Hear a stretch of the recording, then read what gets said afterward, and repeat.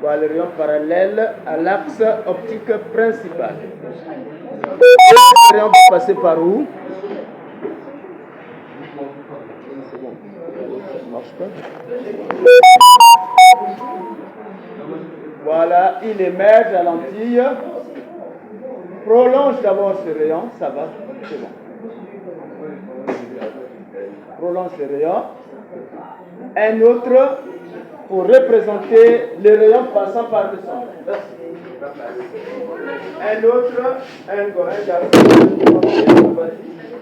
les rayons passant par le centre. Représente les rayons passant par le centre. Ensuite, les suivez. On représente d'abord les rayons passant par le centre optique.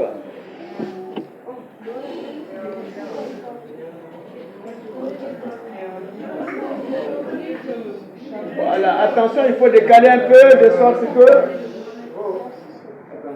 il faut décaler pour que la crème passe exactement sur voilà, c'est bien. Un autre pour représenter le rayon passant par le foyer objet. Un autre pour représenter le rayon passant par le foyer objet. Le foyer objet. Non.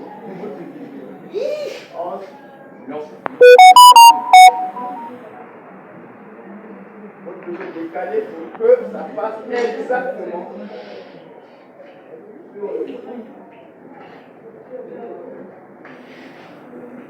Oui.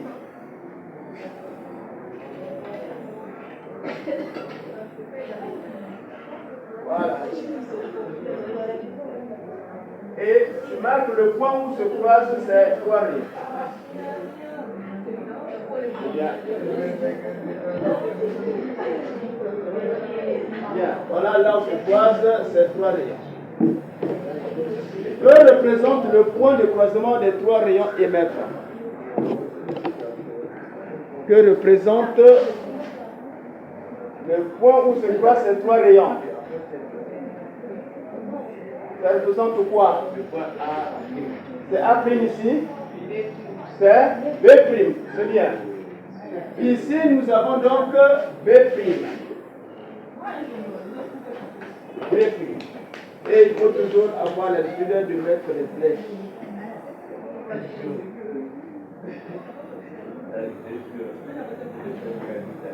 Alors, l'objet est nommé AB. L'image sera nommée comment? Comment on va nommer l'image? A', B'. Alors, qui va me situer là se trouve maintenant A'. Puisque vous avez déjà dit prime, on va situer là se trouve A' sur la règle.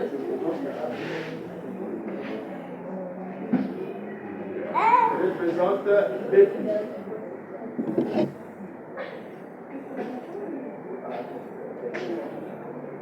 Très bien, tu viens de comprendre. Voilà comment il fait pour le trouver. Il faut que ça soit, puisque l'objet est perpendiculaire à l'axe optique, donc l'image aussi doit être perpendiculaire à l'axe optique principal. Très bien.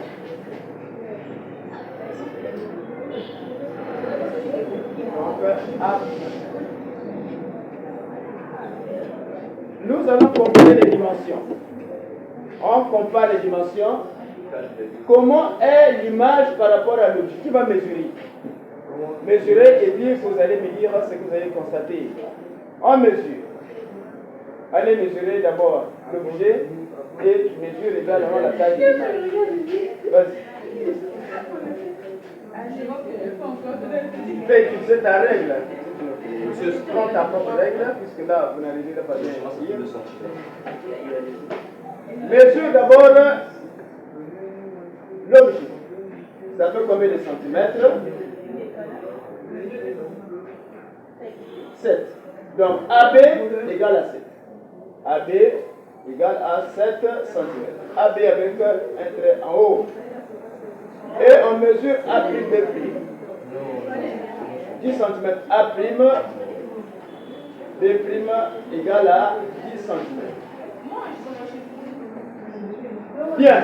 Tous vous avez vu. Oh, Mal, viens t'asseoir ici. Viens t'asseoir ici. Donc, on trouve que A' B' égale à 10 cm. Finalement, suivez, on va conclure.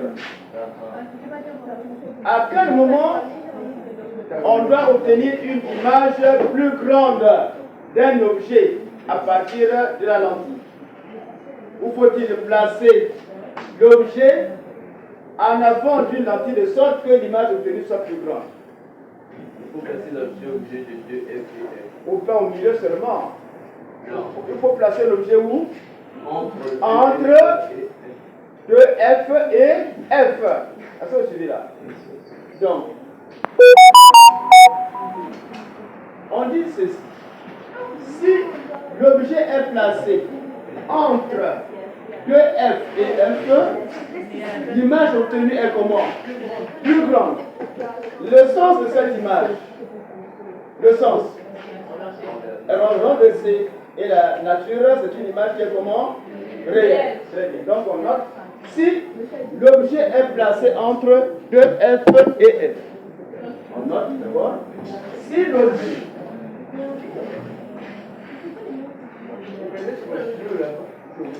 est placé entre 2F et F,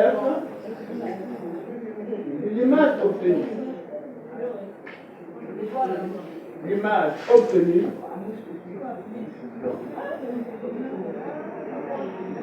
est plus grande.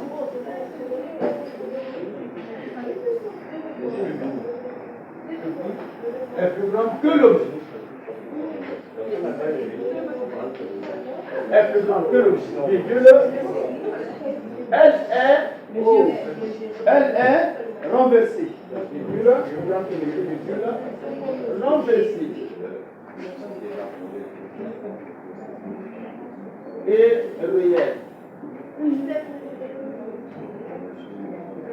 Point. Renversée et réelle. Est-ce que vous avez vu? Oui, donc voilà, si on veut obtenir une image plus grande, alors faut-il on place entre 2F et F. Allez, notez rapidement, on va passer à... Oui. Suivez la question, on se lève. Ah non, là, ça dépend. Oh, suivez. Lorsque vous mesurez, vous n'allez pas trouver les mêmes dimensions. Vous savez pourquoi? Est-ce que vous savez pourquoi? C'est que pour la plupart, vous n'avez pas utilisé les mêmes mesures. Ici, j'ai utilisé 10 cm. Oui. Donc, vous voyez, vous allez utiliser 10 cm. Donc, je vais constater que les mesures ne sont pas les mêmes. Bien.